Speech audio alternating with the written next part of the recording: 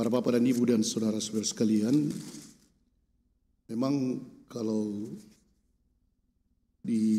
untuk orang Yahudi atau orang Israel banyak sekali sebenarnya yang membuat najis, ya, bukan hanya babi, lebih banyak. Malahan ada peraturan di Israel itu tidak boleh memelihara babi. Kalau ada memelihara babi, ditembak mati. Itu ada peraturan negara itu. Tapi kalau kita pergi ke Israel bisa cuma makan babi. Inilah ada politik-politiknya kan. Jadi katanya adalah beberapa orang sedang bertanya satu sama lain. Coba katakan, binatang apakah yang paling haram? Langsung ada orang mengatakan babi. Oh, kalau gitu yang lebih haram lagi dari babi. Babi yang mengandung babi. Oh, itu juga. Kalau gitu lebih hebat lagi haramnya. Ada juga yang pandai. Babi yang mengandung babi tapi tak jelas bapaknya. Oh, paling haram lagi katanya, itulah. Jadi bisa main-mainkan tentang haram ini, ya. Dan memang pada hari ini saya kira Yesus sudah agak emosi ini, ya, karena beberapa waktu yang lalu kemarin pun, ya, dalam bacaan Injil dalam Markus, ketika murid-muridnya tidak mencuci tangan dan mengambil gandum, habis dimarahi, dia berdosa. Dan kemudian diceritakan lagi bagaimana cara kalau berjalan-jalan keluar pulang ke rumah harus tukar baju, karena bukan karena kesehatan tapi karena najis, haram. Bagaimana mencuci piala, tembaga, semua diatur, ya. Dan ketika Yesus pun menyembuhkan orang sudah dilarang kan, dan semua begitu. Akhirnya pada hari ini justru Yesus dengan memanggil banyak orang katanya kan, berkumpul, kemudian inilah maklumat dari Yesus. Mungkin inilah maklumat juga untuk kita kan. Dengarlah aku dan camkanlah ini, apapun dari luar yang masuk ke dalam seseorang tidak dapat menajiskan dia. Untuk itu sangat revolusioner hal ini, ya, untuk orang Yahudi. Tapi apa yang keluar dari seseorang itu yang menajiskannya. Dan kemudian nanti dikatakan Yesus menyatakan semua makanan halal. Bagaimana orang bisa menerima pada masa itu, ya. Sedangkan sekarang aja pun sulit orang menerima. Tapi begitulah, ketika tadi kita mendengarkan dari kitab Kejadian, sebenarnya ketika Tuhan membentuk dunia ini dan kemudian melengkapinya sebelum manusia dihadirkan, dikatakan tadi dalam kitab Kejadian, engkau boleh dan bebas memilih buah apa yang kau makan. Bebas. Tidak ada dikatakan buah ini haram, tidak. Apapun bebas. Tetapi memang kebebasan itu ada juga aturan. Jadi manusia ini bebas memilih yang baik. Dan memang akhirnya juga bisa memilih tidak baik. Pohon yang di tengah itu jangan kamu makan. Kalau kamu makan, kamu mati. Itu aja peraturannya kan. Tapi disitulah diangkat sebenarnya manusia itu menjadi partner Allah di Taman Eden. Jadi bukan dicipta di hotel, maka tempatkanlah Adam dan Hawa di hotel. Enggak, di tamannya, supaya dia yang memelihara bumi ini. Dialah partner Allah, dan manusia Adam dan Hawa ini dan keturunannya bertanggung jawab atas ciptaan. Tapi dalam tanggung jawab ciptaan inilah rupanya mulailah dibuat syarat-syaratnya. Ini tak boleh, ini mungkin karena kesehatan dulu, ya.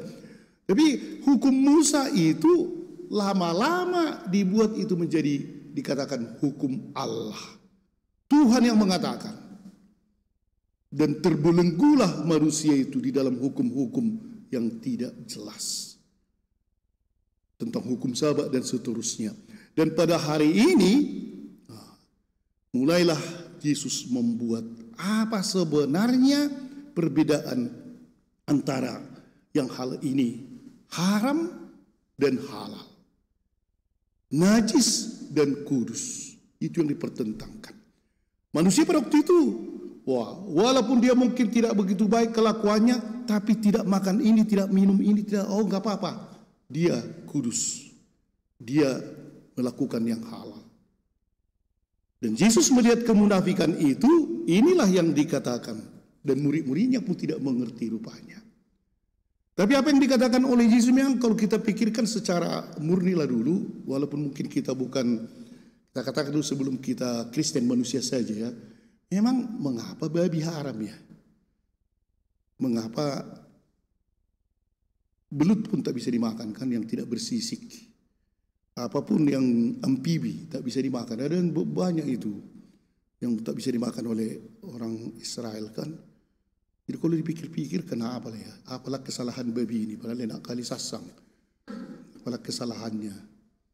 Dia dicipta untuk kita makan kan. Tapi mengapa? Itulah.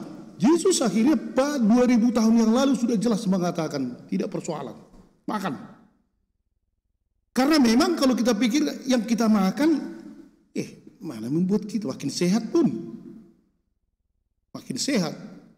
Kita makan ikan lele, ikan belut, enak kali, kan? Sehat. Malahan dokter mengatakan kau harus makan daging babi supaya sehat. Kita pikirkan memang membuat sehat, ya. Tapi memang bukan artinya makani semua. Tak bisa juga. Bisa kita terlalu kenyang dan akhirnya meletus perutnya, atau akhirnya kolesterol, darah tinggi dan seterusnya. Tergantung akhirnya kepada kita, kepada kebutuhan kita. Bukan berarti makani semua, tidak. Itu juga si Hosu namanya kan si rakus. Tidak benar. Tapi sejauh itu dari luar tak bisa menajiskan badan kita. Hati kita tak mungkin dinajiskan oleh binatang-binatang itu. Ngapain? Masuk akal juga. Dan pada hari ini justru dibuat Tuhanlah sifat spiritualitas kerohanian yang luar biasa.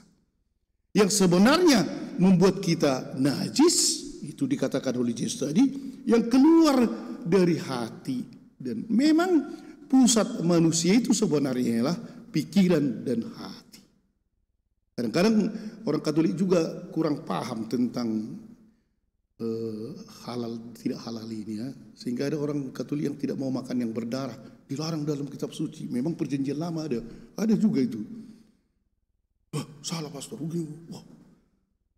Padahal bukan itu sebenarnya. Justru Yesus sudah mengatakan itu. Semua makanan halal. Walaupun Paulus dan Petrus mengatakan ya, ketika ada orang-orang lain, orang-orang Yahudi yang jadi Kristen yang tidak mau makan yang seperti itu, baiklah. Dan juga kamu, jangan kau makan di depannya pamer-pamer kau. Lebih baik tidak. Itu dikatakan oleh Paulus dan Petrus kan. Dan pada hari ini itulah kesucian manusia tidak akan najis karena barang lahiriah. Tapi kesucian manusia akan najis karena dosa. Inilah dikatakan tadi. Jadi dalam hati oranglah mulai timbul segala pikiran jahat. Mau mencuri, mau berdusta, mau menipu, hawa nafsu, dan dari pikirannya itu. Itulah yang membuat najis. Sehingga jiwa kita dan hati kita akhirnya memang betul-betul najis dan tidak kudus lagi. Para bapak dan ibu, inilah yang dianjurkan oleh Tuhan. Oke, boleh kita makan semuanya, asal sesuai dengan kesehatanmu. Tapi hati-hatilah dengan pikiran dan hatimu. Jagalah kesehatan jiwa dan hatimu. Kalau kita mati-matian menjaga kesehatan badan, olahraga, diet, makan ini, banyak kali kan minum jahe, minum ini, badan. Tapi apakah kita menjaga kesehatan, kehalalan, kekudusan dari jiwa dan hati kita? Katanya untuk itu, sebagai pengganti mungkin bantrek di rumah, atau vitamin C atau vitamin E, berjemur lagi entah apa itu, mungkin kita harus tambah juga untuk kesehatan jiwa kita. Mari kita mulai memuji orang. Jangan menghantam orang. Mari kita mulai ya melihat orang lain itu lebih tinggi dari kita. Sifat rendah hati. Jangan kita hina. Inilah membuat jiwa kita menjadi sehat dan menjadi halal. Marilah kita menjadi pendengar yang baik. Bukan bukan kita pembicara. Marilah kita menjadi ramah dan murah hati dan penuh kasih. Kalau itu setiap hari kita makanlah vitamin ini. Vitamin kasih, kita keluarkan, vitamin rendah hati, vitamin siap untuk mendengar. Maka dengan itu kita menjadi halal, kita menjadi kudus. Amin.